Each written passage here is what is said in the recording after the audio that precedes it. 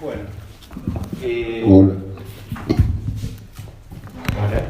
Bueno, Eduardo Valdés es abogado. Vamos a sentarnos más cerca, ¿no, Carlos?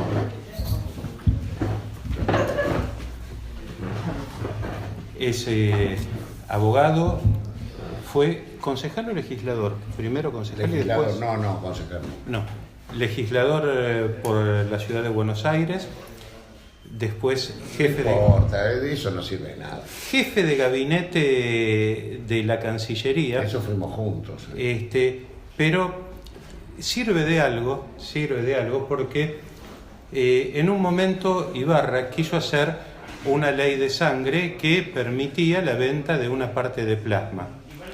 Y nosotros nos enojamos, los que estábamos trabajando en ese momento, yo estaba en la maternidad Cerdá, trabajábamos en hemoterapia, en transfusiones, y armamos un lío más o menos para que esa ley no saliera, porque era parte de un tejido humano. Sé que hay médicos, hay personas que entienden, está mi compañera Liliana Paolo del Hospital Piñero, y no queríamos que algo que se done terminara vendiéndose, porque en Europa estaba la vaca loca y necesitaban el plasma argentino porque tenía mejor calidad de proteínas que las que podían comprar en Centroamérica. Uno de los que compraba el plasma humano era el Tachito Somoza, un conocido dictador nicaragüense. Eso causó parte de la revolución, y ahí es cuando la presentamos en diputados, que alguna persona me dijo: che, ¿y ese impulso no lo querés gastar en trabajar conmigo? ¿Querés venir a trabajar en salud? Bueno, fue el legislador Valdés. Y cuando nosotros no pensábamos para nada meternos en política, aparece Rafael Bielsa, aparece la agrupación Gesta. No, Construimos, sí. Sí. Se construyó el partido Gesta. Se apoya la candidatura de Néstor Kirchner, de los 3 candidatos. Esas cuestiones del destino hacen que sea el canciller, y como tanto el jefe de gabinete como el canciller estaban podridos que yo hablara de la Antártida, me dijeron: bueno, hacete cargo de la Antártida, te vas allá y no te escuchamos más. Es cierto, se ríe, ¿no? Así que bueno, Eduardo, aparte embajador en el Vaticano, hoy periodista y un gran político de la ciudad de Buenos Aires y de Córdoba. No, pará. ¿Tenés ese? Gracias, buenas tardes. Yo conocí a Mariano, es verdad, venía como médico de la maternidad Cerdá, ahí de Piñero, a plantear hematólogo, ¿no? Hemoterapeuta. Y yo era diputado de la ciudad y me contó este tema que estaba, y bueno, nos pusimos al hombro, empezamos a trabajar, a conversar. Era el 2001, 2002, o sea, después de la crisis, y me parecía, nosotros mismos, el PJ en la capital estaba lo habíamos dejado hacía mucho tiempo, y decidimos fundar un espacio político nuevo. Lo fuimos a buscar a Rafael Bielsa, que si quería compartir con nosotros este espacio. La idea era pelear por el gobierno de la ciudad de Buenos Aires. Mariano se hizo cargo de los equipos de salud de Gesta, Sí. Pero cada vez que me iba a explicar el hospital tal como era el estado, me hablaba de la Antártida. Digo, pero escúchame, ¿qué tiene que ver la Antártida con la...? Bueno, después se dio todo al revés. Néstor Kirchner, con quien nosotros ya trabajamos, nos pidió ir a la Cancillería, y bueno, me parecía que Mariano, que había estado en la Antártida, que había hecho la investigación científica en la Antártida una política, era cambiar el eje también, no tanto una visión militar, sino una visión humana y de investigación en la Antártida. ¿Y cuántos años estuviste, Mariano? 13. Nos echaron a Bielsa y a mí, pero él siguió. 13 años. Así que bueno, hizo una gran gestión. Y bueno, y me convocó para hoy. Para mí es un orgullo. No conocía este lugar y vivo acá cerca. Me encanta mezclar todo lo que se mezcla en este atelier. Y no sé por qué me dijo, quiero que hables de Francisco y la política para Latinoamérica. Claro. Me han transformado, yo hice muchas cosas, pero me han transformado en el Julio Jorge Nelson de Francisco. Y a mí me gusta, quiero decirles, me pongo nervioso normalmente cuando hablo de Francisco, yo no me pongo nervioso nunca, pero normalmente cada vez que me piden de hablar de Francisco, no sé por qué, mire que hablo de Francisco, pero siempre me pica el estómago antes digo, ¿qué voy a decir? Porque yo es de esos tipos que me atravesó la vida, como me lo atravesó Perón, como me lo atravesó Néstor Kirchner, que son tipos distintos, y de esos que yo no fui bergogliano, ¿no? Porque yo les quiero contar que yo parto como abogado a defender a Gabriel, quien fue abusado por el cura Grassi, y yo escuchaba antes de ayer a esta chica actriz todos los impedimentos que tenía. Yo les juro que me sentía pensaba en Gabriel, que más o menos tuvo, con una diferencia, que Gabriel era un chico que a los 5 años el padrastro lo echó de su casa cuando murió su mamá y tuvo que andar por las calles de Quilmes buscando qué comer, y por robarse 2 manzanas en una verdulería por hambre, lo detuvieron y lo mandaron a la Fundación Felices de los Niños, porque era un lugar y el infierno fue peor. Y desde ese lugar partimos en la defensa de Gabriel, y les quiero decir que, aparte de enfrentarnos a lobbies mediáticos muy importantes, porque en aquel momento Mauro Viale, Portal, Haddad, Grondona, que eran muy pesados mediáticamente, lo estigmatizaban a Gabriel, y pareciera que yo me sentía muy referenciado con lo que decían las mujeres hoy cuando les pasa lo que les pasa, porque Gabriel también, el hecho le sucedió a los 11 años y se animó a verbalizarlo a los 18. Pero no sé por qué me fui para este lado, pero bueno, me gustó, o sea, vieron que me pongo nervioso cuando hablo de Francisco, y yo, como nunca me gusta repetir las cosas que hablo, porque todos los días aprendo cosas nuevas, me gustó mucho la oración con la cual este video, si te roban la patria, tenés que recuperarla otra vez. Y Mariano me decía que hable sobre Francisco y la región.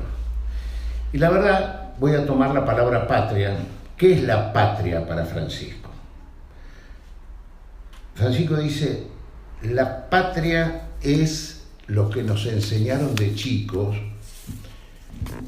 Por acá la tengo para no equivocarme bien.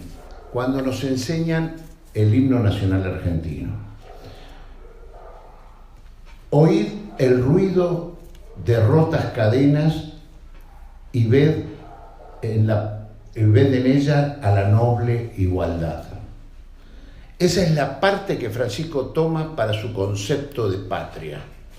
A partir de que nos enseñan, uno puede tomar puede partir en su visión de patria de distintos lugares.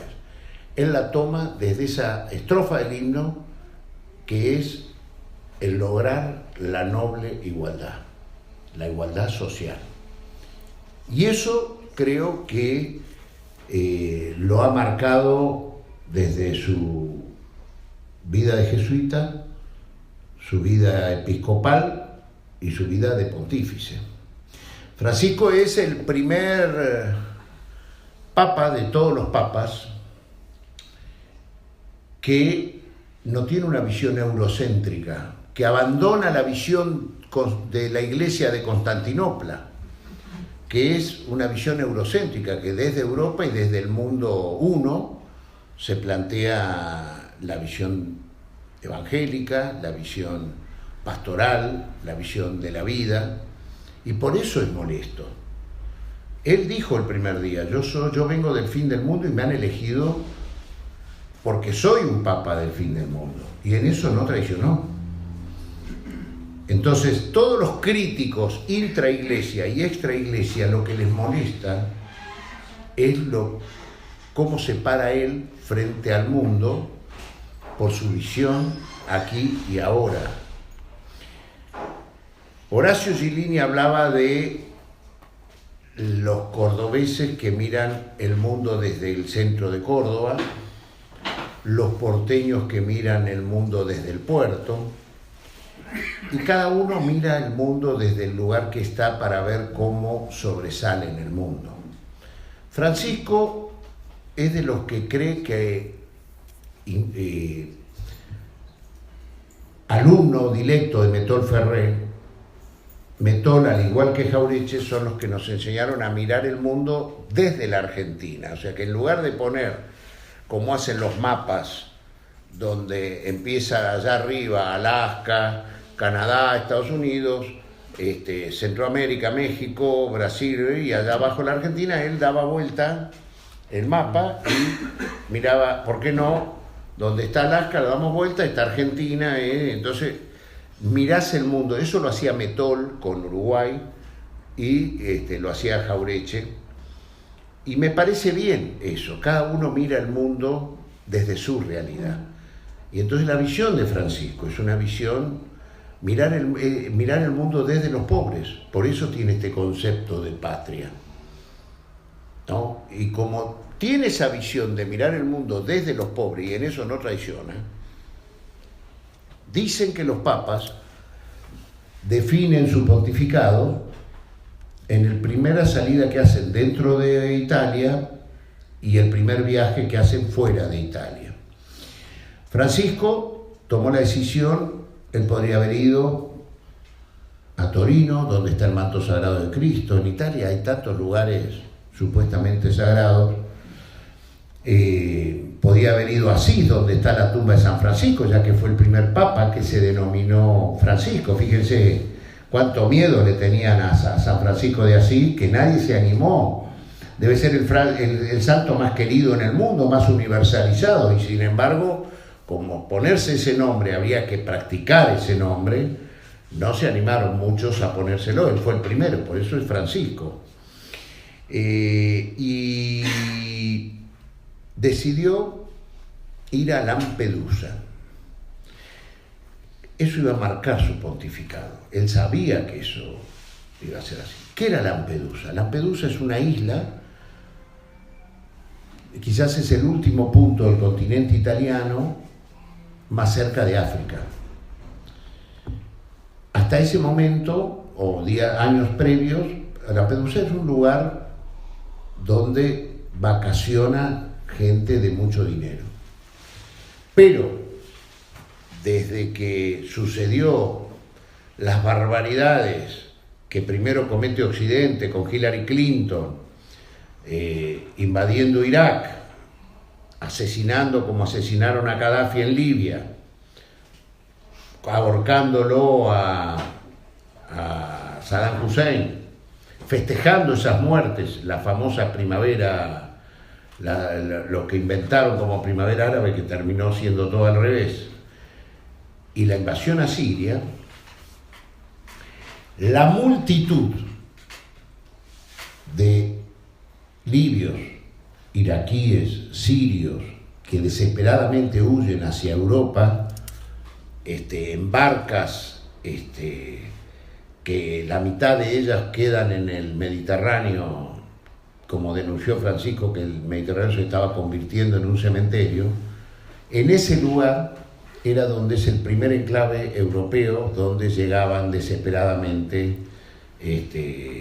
estos nacionales de Siria, de Irak, de Libia, producto de la sinrazón que generó la posinvasión, que es el fundamentalismo del ISIS. Y Francisco quiso que se vea que él, hasta ese día, eran migrantes. Al migrante la diferencia entre ser migrante y refugiado es que el migrante no tiene derechos, el país no puede deportarlo sin ningún problema, es potestad del país, en este caso Italia, decir lo devuelvo. Y Francisco fue a luchar para decir, ellos están aquí porque antes nosotros estuvimos allí y destruimos Siria, Libia, Irak. Por lo tanto, ellos son refugiados de una guerra que hoy continuó de otras maneras, pero que la guerra se empezó, como yo narraba antes. Ahí plantea la globalización de la indiferencia,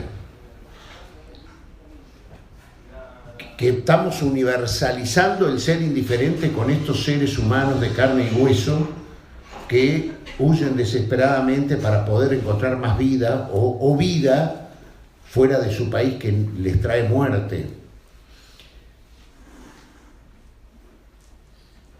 Eso Francisco también lo plantea para su región, para la América del Sur, que también tiene ese grave drama de las migraciones, ante lo cual Francisco dice, nadie se va de su casa, deja su familia, su barrio, su grupo, si puede vivir en él. Cuando alguien tiene que abandonar su patria, su país, por algo los griegos, el peor delito, peor que la pena de muerte, era el destierro, ¿no? El sacar a uno del lugar donde se ha anclado. Debe ser lo peor que le toca vivir a un ser humano. Y encima lo único que recibe cuando llega al lugar que llega es menosprecio, lo patean, lo tratan de molesto, lo persiguen. Esto pasa en esta ciudad de Buenos Aires, no hay que irse tan lejos, Basta ver lo que hacen con los africanos que nosotros tenemos en esta ciudad. O sea que es bastante universal lo que sucede con el prójimo. Y el primer viaje de Francisco fuera de Italia decidió que sea a Albania. Albania sorprendió porque Albania es un país que tiene 3% de católicos, 97% de musulmanes.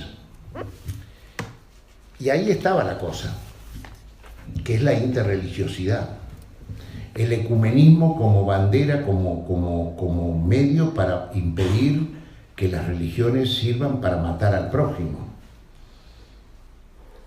Cultura que él practicó en la ciudad de Buenos Aires. Fue el primer cardenal en el mundo que se animó el día de la Kristallnacht, el día que se recuerda cuando los nazis rompieron los vidrios de las ventanas de los judíos que vivían en Berlín, marcando las casas para que al día siguiente fueran a buscarlos. Se llama la Noche de los Cristales Rotos, y Francisco en la catedral, Bergoglio en la catedral, convocó al rabino Skorka y al sheikh Omar Abud, y decidieron conmemorar esa noche los cristales rotos en una ceremonia interreligiosa en la catedral de la ciudad de Buenos Aires. Eso le trajo bastante dolores de cabeza con los cardenales vaticanos, que no veían para nada bien, era como una cosa muy heterodoxa. Sin embargo, él profundizó en esa interreligiosidad. Él, como obispo de Buenos Aires, la verdad que la practicó. Esta ciudad, en este caso, es un ejemplo.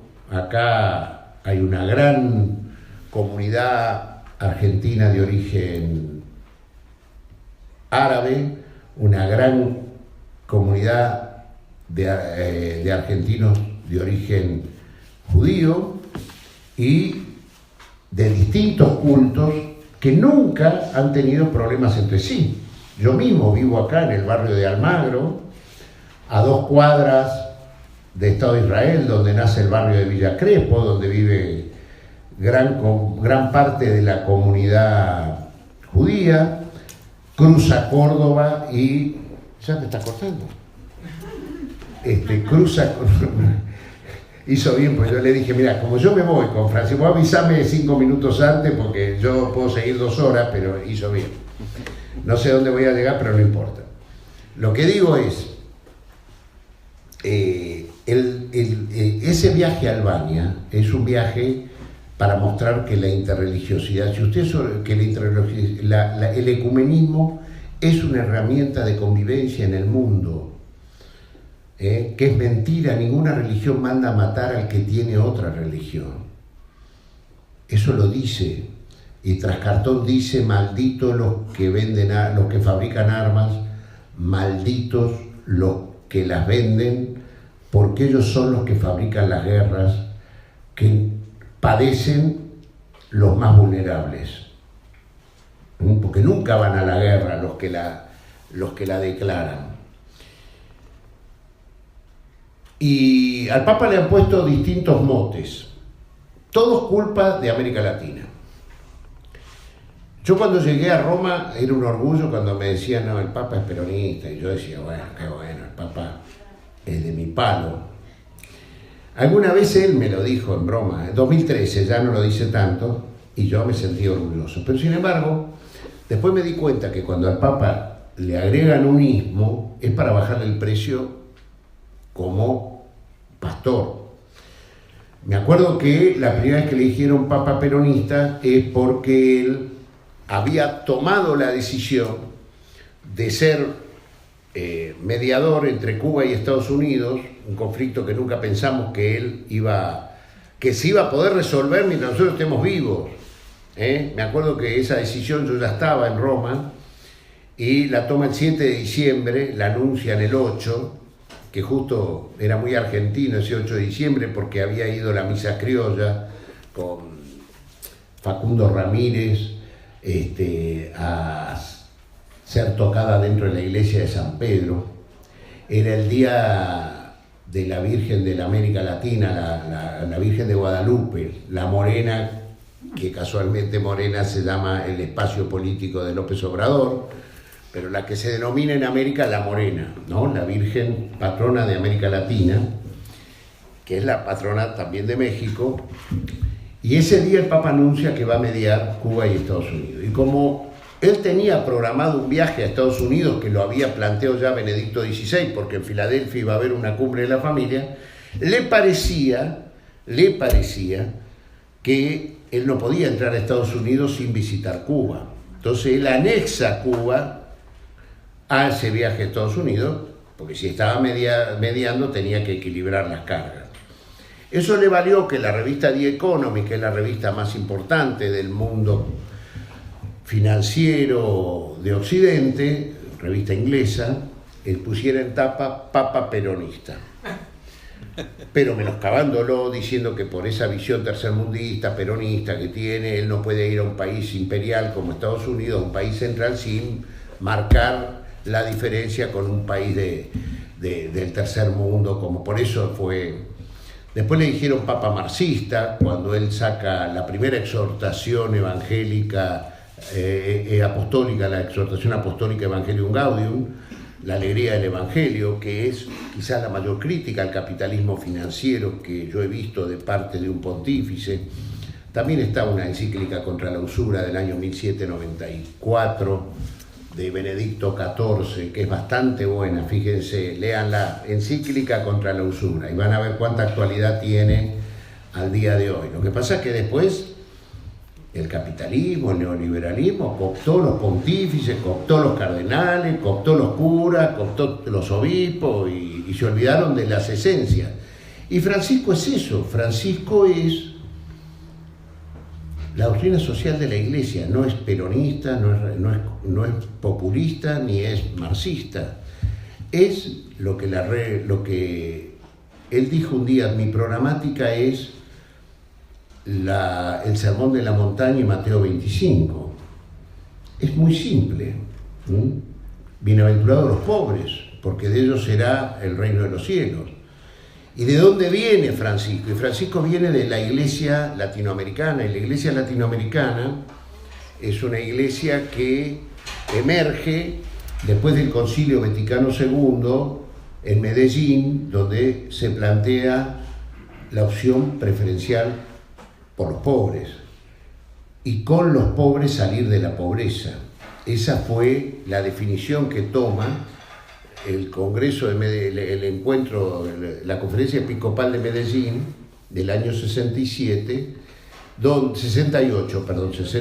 se cumplieron casualmente este año 60 años, y la gente de Claxo hizo entre esas conferencias que hicieron en Ferro, hubo una mesa sobre este tema, que casualmente el redactor de ese documento de Medellín fue un cardenal argentino que tuvo mucha predicamento en Bergoglio, que es Monseñor Eduardo Pironio, obispo primero de Mar del Plata, y después fue muy importante en el Vaticano, fue un papabili post Paulo VI.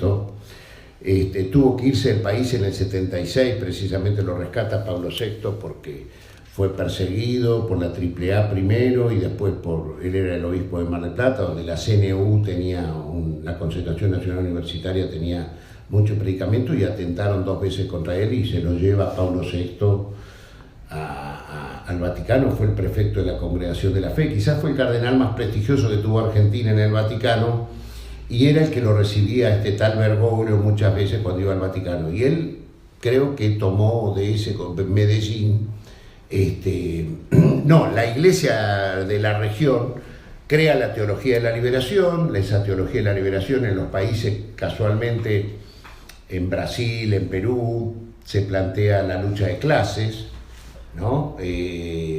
Una visión más marxista que en la Argentina Enrique Dussel, un gran teólogo laico, también lo sustentaba. Pero claro, acá existía el peronismo, la organización social que tenía, entonces la teología del pueblo, como se denominó de parte de los teólogos argentinos.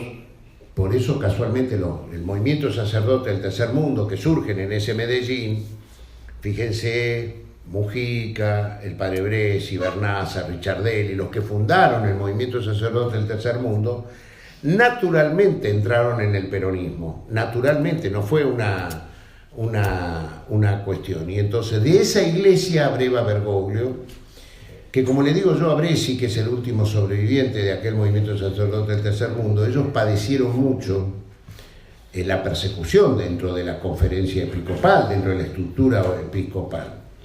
Tampoco fueron tan amigos de Bergoglio, pero yo le digo a ellos, muchachos, pero ganaron ustedes culturalmente, porque cuando a él le tocó ser papa, tomó las banderas de ustedes, de los curitas villeros, de los curas de opción preferencial por los pobres, y quizás lo que más representa y que va a quedar en el tiempo, yo digo que Francisco pertenece al mundo de los anunciadores.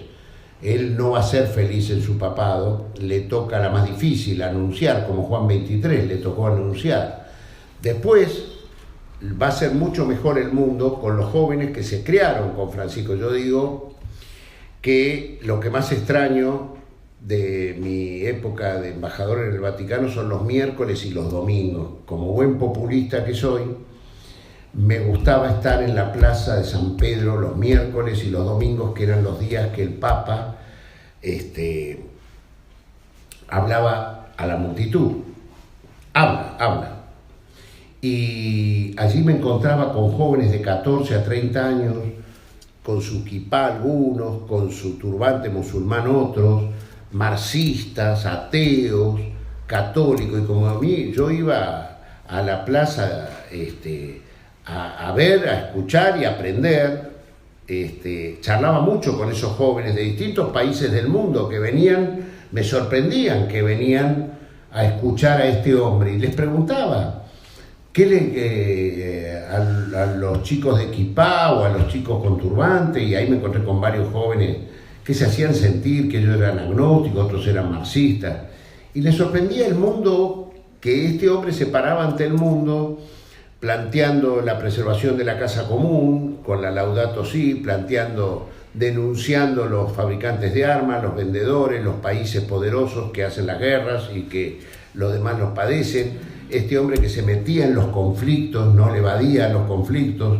Acordémonos que su primera intervención pública internacional fue cuando Barack Obama anuncia que va a invadir Siria y el Papa le responde no a la invasión a Siria. Hacía 20 días que él era Papa. Y le dice no a la invasión a Siria y convoca a una jornada mundial de oración.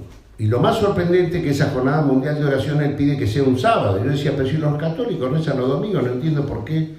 Y él un día me lo explicó. Me dijo, ¿sabes por qué? Porque los sábados rezan los musulmanes, rezan los judíos. Y yo necesitaba a los católicos, yo como jefe de los católicos puedo ordenarles que recen un sábado. Pero parece que en Estados Unidos fue tan fuerte esa jornada mundial de oración que Barack Obama el día martes anuncia públicamente que no va a invadir Siria. Y así empezó, ese fue su primer contrapunto. Después terminó siendo un gran aliado con Obama, pensaron un mundo juntos. Yo siempre le digo a Cristina Fernández de Kirchner que el Papa me preguntaba por qué ella no había podido tener una relación con Obama, que le parecía que Obama tenía una visión del mundo, y bueno, yo creo que acá cometimos algún error cuando fue aquel, porque ni siquiera fue ideológico, cuando fue aquella vez que abrimos con alicates invitamos, no sé por qué, lo tuvimos que invitar a que vengan a dar cursos de seguridad interna el ejército norteamericano, y cuando vinieron a Ezeiza le abrieron las valijas donde tenía las claves de seguridad de las cosas, y eso entorpeció para siempre las relaciones entre Estados Unidos y Argentina. Pero lo cierto es que fue Obama el que le pidió al Papa que lo ayudara con Cuba. Fue el primero, fue un pedido de Obama que le pide al Papa que medie entre Cuba y Estados Unidos, que él quería terminar la gestión pudiendo abrir una embajada de Estados Unidos en La Habana. El Papa le dice que sí, pero solo si Raúl Castro lo acepta. Entonces él le manda a preguntar por Monseñor Ortega, el cardenal de La Habana, con una carta redactada en inglés y en español exactamente igual. Primero lo ve a Raúl. Raúl dice a Ortega que le tarda 3 minutos en decir que sí, que acepta. De ahí Ortega se va a Washington y le entrega la misma carta en inglés, fue redactada de puño y letra de Francisco. Y a partir de que los dos aceptaron las condiciones, fíjense, en 6 meses pudieron abrir las embajadas entre Estados Unidos y algo impensado. Bueno, pensaron el tema de Irán juntos, que es sacar a Irán de las condenas que tenía del G5, del grupo de los 5 países más importantes del mundo, que ahora Trump quiere revisar, pero el resto de los otros 4 países, gracias a Dios, no.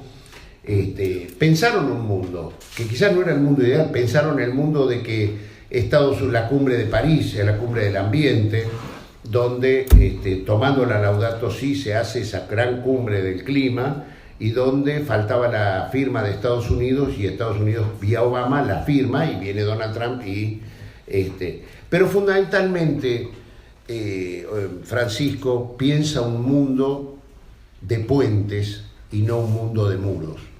Que fíjense que seguramente ustedes tenemos un pensamiento político afín, que el mundo está dividido hoy entre los que seguramente no nos gusta nada lo que hacen o cómo gobiernan, son los que plantean muros, y seguramente los que nos gustan a nosotros de cómo gobiernan son los que plantean puentes. Pero como digo yo, Francisco es un sembrador. Si no decaigamos, sigamos pensando en una América latina integrada, en una patria grande, clave en el pensamiento de Francisco, ¿no? Porque el mundo post-Francisco seguramente va a ser un mundo donde por lo pronto va a ser delito de lesa humanidad no solo el militar que se excede en una guerra, en un conflicto bélico, sino también seguramente van a ser condenados los que fabrican las armas y los que declaran las guerras. Gracias.